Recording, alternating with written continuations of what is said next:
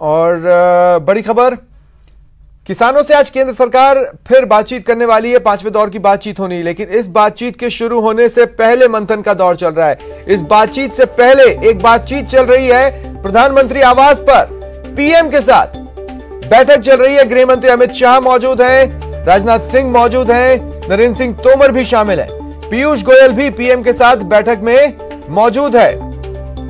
तो आज विज्ञान भवन में किसानों के साथ जो बातचीत होगी उसकी तैयारी के लिए केंद्रीय सरकार की कोर टीम तो जुटी है। अब प्रधानमंत्री मोदी भी उस टीम का हिस्सा बने, उनकी अध्यक्षता में यह बैठक चल रही है।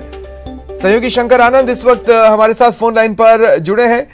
शंकर, कल केंद्रीय कृषि मंत्री नरेंद्र सिंह तोमर न्यूज 18 के साथ जुड़े और कहा कि सरकार लिखित में आश्वासन भी देने को तैयार है। अब आज बातचीत और तमाम आश्वासनों को पुख्ता करने से पहले प्रधानमंत्री के आवास पर यह अहम बैठक।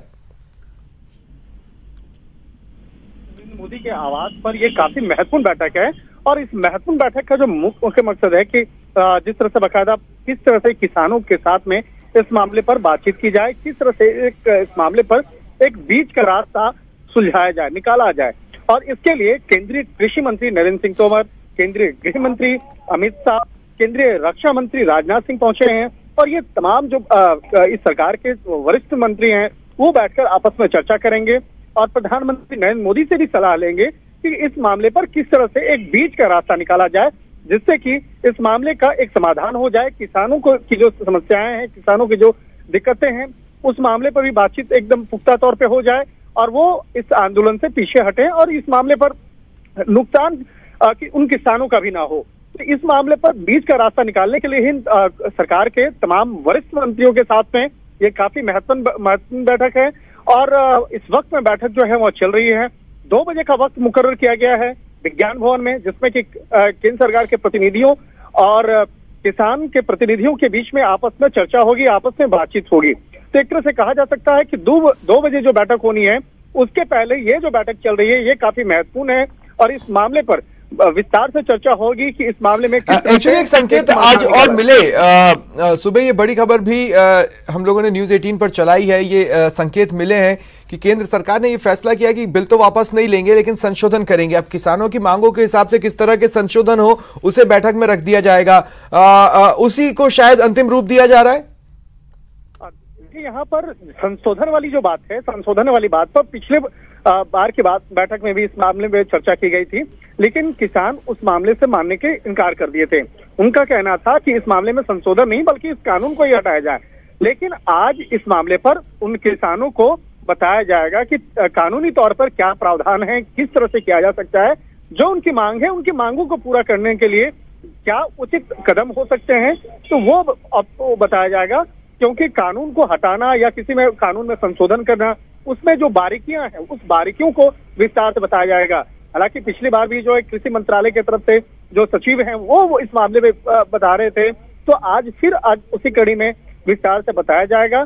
लेकिन किस तरह से उन किसानों को बताना है कि किसानों की अगर बात करें तो वो बेहद आम लोग होते हैं, उनको कानूनी तौर पर बताया जाएगा कि किस तरह से जो उनका मामला है उसका समाधान किस तरह से करना है। तो उनके मसलों को समाधान करने के लिए एक विस्तार से बताया जाएगा और इस मामले पर जो उनकी जरूरत है, उनकी आवश्यकताएं हैं, जो उनकी समस्या है, उस समस्या के समाधान के लिए उचित रास्ता निकालने की एक हर संभव प्रयास किया जाएगा। और इस मामले में आज केंद्रीय कृषि मंत्री नरेंद्र सिंह तोमर ने भी आज सुबह में ही कहा था कि हम लोग किसानों के साथ हैं, किसानों की हर समस्या का समाधान करने के लिए हर एक संभव प्रयास करने के लिए तैयार हैं। और इसके लिए आज निश्चित तौर पे एक काफी अच्छा खबर जो है, अच्छी पहल जो है वो आज रखी जाएगी। तो एक तरह से कहा जा सकता है किसानों से संबंधित इस मसले पर एक समाधान होने की आशंका है। और आज खुद उन्होंने कृषि मंत्री नरेंद्र सिंह तोमर ने कहा कि हम लोग बेहद आशावान हैं और आज जिस तरह से इस मामले पर चर्चाएं हो रही हैं, हो सकता है कि आज इस मामले ठीक है। नजर बनाए रखिए शंकर, फिलहाल तमाम जानकारी के लिए शुक्रिया। और इस बीच किसान आंदोलन का आज 10वां दिन है। एक एक कर 10वें दिन में किसान आंदोलन एंटर कर चुका है। आज किसानों से 5वें दौर की वार्ता होगी। 4 दौर की वार्ताएं अब तक हुई हैं लेकिन बेनतीजा रही हैं, नतीजा नहीं निकला। आज वार्ता से पहले अन्नदाताओं ने एक बार फिर साफ कर दिया है चेतावनी दी है कि मांगे मान लो, नहीं तो 8 दिसंबर को भारत बंद होगा। कृषि कानून रद्द करने की मांग पर किसान डटे हुए हैं।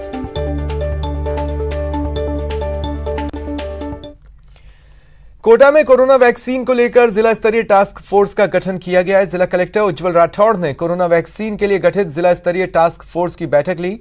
बैठक में संभावित वैक्सीन की आपूर्ति की तैयारियों पर चर्चा हुई। कलेक्टर ने अधिकारियों को निर्देश दिए कि वैक्सीन की संभावित आपूर्ति को देखते हुए आवश्यक रखरखाव और भंडारण के लिए तैयारियां अभी से पूरी कर लें।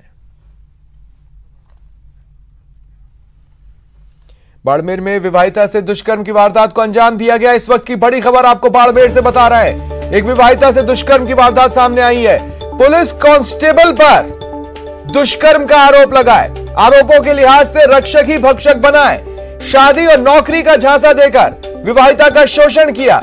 विवाहिता ने महिला थाने में मामला दर्ज करवाया है। सरहदी चौहटन इलाके में यह कांस्टेबल कार्यरत है जिस पर आरोप लगा है विवाहिता से दुष्कर्म का। एसपी ने कांस्टेबल को फिलहाल निलंबित कर दिया है। वारदात के बाद से कांस्टेबल फरार है।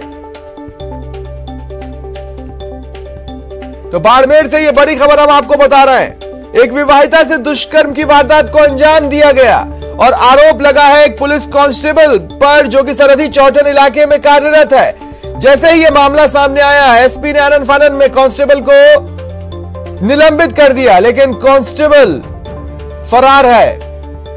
जानकारी मिल रही है, आरोपों के तहत ये आरोप जो लगे हैं वो ये कह रहे हैं कि इस कांस्टेबल ने विवाहिता से को झांसा दिया, शादी का झांसा दिया, नौकरी का झांसा दिया और उसका शोषण करता रहा।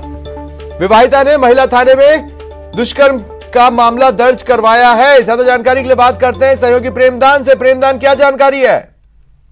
देखिए, मैं बताना चाहूंगा कि ये पुलिस कांस्टेबल ने विवाहिता के साथ में दुष्कर्म का जो मामला सामने आया है ये चौहटन थाने का है। और इस पूरे मामले में जब कल शाम को एएसपी से पीड़िता मिली, उसके बाद में पुलिस अधीक्षक ने तत्काल प्रभाव से पुलिस कांस्टेबल को सस्पेंड कर दिया और उसके बाद में उसकी गिरफ्तारी देर रात तक दबी से दी गई है। लेकिन अभी तक पुलिस कांस्टेबल पुलिस की पकड़ से बाहर है। जी शुक्रिया तमाम जानकारी के लिए।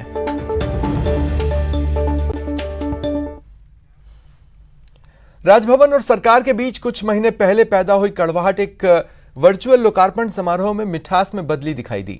समारोह में मुख्यमंत्री अशोक गहलोत और राज्यपाल कलराज मिश्र ने एक दूसरे की जमकर तारीफ की। मौजूदा राजनीतिक हालात में दोनों ने जिस अंदाज में एक दूसरे की सार्वजनिक मंच पर तारीफ की है, उससे सियासी गलियारों में कई तरह की चर्चाएं हैं। न तलखी न तनाव, तारीफों के बंधे पुल, सियासत रही किनारे, मन की गांठें गई खुल। प्रदेश के लिए शुभ चर्चा है सियासी हलके में। मुख्यमंत्री और गवर्नर मुरीद एक दूजे के। जो अनुभव भी है, जिस प्रकार से अभी उन्होंने आज सबका दिल जीत लिया जब संविधान के प्रीएम्बल को उन्होंने पढ़ा सुनाया। उपस्थित राजस्थान के यशस्वी और गतिशील व्यक्तित्व के धनी मुख्यमंत्री आदरणीय श्री अशोक गहलोत जी, ऊर्जा एवं जन स्वास्थ्य अभियांत्रिकी मंत्री। मौका तो महाराजा गंगा सिंह विश्वविद्यालय के 2 एकेडमिक भवनों के वर्चुअल लोकार्पण समारोह का था, लेकिन इस समारोह में मुख्यमंत्री अशोक गहलोत और राज्यपाल ने एक दूसरे की जमकर तारीफ की। परिवार का ख्याल रखें, अपने मित्रों का ख्याल रखें, अपने एरिया के प्रदेशवासियों का ख्याल रखें। मेरा ख्याल तो हमारे राज्यपाल महोदय कलराज मिश्र रख रहे हैं। मुझे बराबर कहते रहते हैं कि आप जो है मास्क लगाओ, ध्यान रखो। मुझे चला के फोन करने वाला कोई गवर्नर आया 40 साल में, तो आया कलराज मिश्र, जो मुझे फोन करते रहते हैं मुख्यमंत्री को, स्वास्थ्य कैसा है, ध्यान रखना, तकलीफ नहीं हो, मास्क लगाओ। ये बातें मुझे इनसे सुनकर के मुझे अपनाना पड़ता है। मास्क लगाना मैंने मुझे करना ही पड़ा आखिर के अंदर। तो मैं कहना चाहूंगा कि कलराज मिश्र जी की जो सोच है वो राजस्थान वासियों को माफिक है।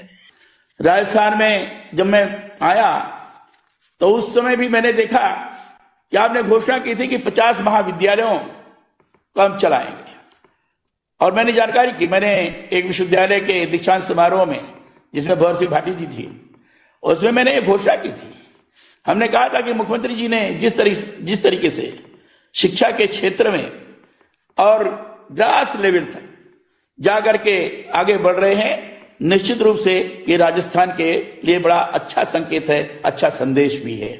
तो शिक्षा के क्षेत्र में आप लगातार चिंतित रहे हैं। सचिन पायलट और अशोक गहलोत के बीच जब संग्राम छिड़ा था, उस समय राजभवन और गहलोत सरकार के बीच कड़वाहट देखने को मिली थी, लेकिन समय के साथ अब वही कड़वाहट मिठास में बदल गई है। खुद मुख्यमंत्री अशोक गहलोत राज्यपाल कलराज मिश्र की तारीफ करते हुए नहीं थक रहे, तो राज्यपाल भी मुख्यमंत्री अशोक गहलोत की प्रशंसा कर रहे हैं। राज्यपाल के रूप में आया तो मेरी जब मुख्यमंत्री से वार्ता हुई तो एक विषय ये भी था कि कुछ स्थानों पर हम लोग साथ साथ रहें तो ज्यादा अच्छा होगा। उसका संदेश राजस्थान में बहुत अच्छा जाएगा। और इस प्रकार के विश्वविद्यालयों में इस प्रकार के कार्यक्रम होते हैं तो इसमें हम लोग साथ साथ रहेंगे तो एक अच्छी स्थिति निर्माण होगी, सौहार्द का वातावरण भी निर्माण होगा और लोगों को लगेगा कि इस समय संविधान के प्रमुख के रूप में और कार्यपालिका के प्रमुख रूप में दोनों प्रमुख साथ साथ जुड़कर काम कर रहे हैं, एक समन्वित स्वरूप विकसित होगा। हमने भी प्रयास किया कि तमाम स्कूलों के बुक्स के अंदर पहला पेज संविधान के प्रीएम्बल का हो। ये हमने फैसला किया कि जगह छपने शुरू भी हो गए। ये वास्तव में आज की जरूरत है, कल की जरूरत थी, आज की है, आगे भी रहेगी। अगर देश को एक रखना है, अखंड रखना है, विकसित राष्ट्र बनाना है, दुनिया के मुल्कों के बराबर आगे खड़ा होना है। किसी कांग्रेस शासित राज्य के मुख्यमंत्री ने और राज्यपाल ने हाल के दिनों में पहली बार सार्वजनिक मंच पर एक दूसरे की तारीफ की है। न्यूज़ 18 राजस्थान के लिए गोवर्धन चौधरी की रिपोर्ट। खबर रेल यात्रियों के लिए है। गांधीधाम भागलपुर एक्सप्रेस ट्रेन का समय रेलवे प्रशासन ने बदल दिया है। जीरो बेस्ड समय सारणी को लागू करते हुए ट्रेन का समय बदला गया है। गांधीधाम भागलपुर ट्रेन गांधीधाम से शाम 5:40 पर रवाना होगी। दूसरे दिन सुबह 9:50 पर ट्रेन कोटा पहुंच जाएगी। यहां से 10 बजे ट्रेन रवाना होकर तीसरे दिन शाम 8:15 पर भागलपुर पहुंचेगी। इसी प्रकार वापसी में भागलपुर से सुबह 6:30 पर ट्रेन रवाना होगी। दूसरे दिन दोपहर 3:10 पर कोटा आएगी। रास्ते में यह ट्रेन कोटा रेल मंडल के सवाई माधोपुर, गंगापुर सिटी, हिंडौन सिटी, बयाना, भरतपुर के स्टेशनों पर रुकेगी।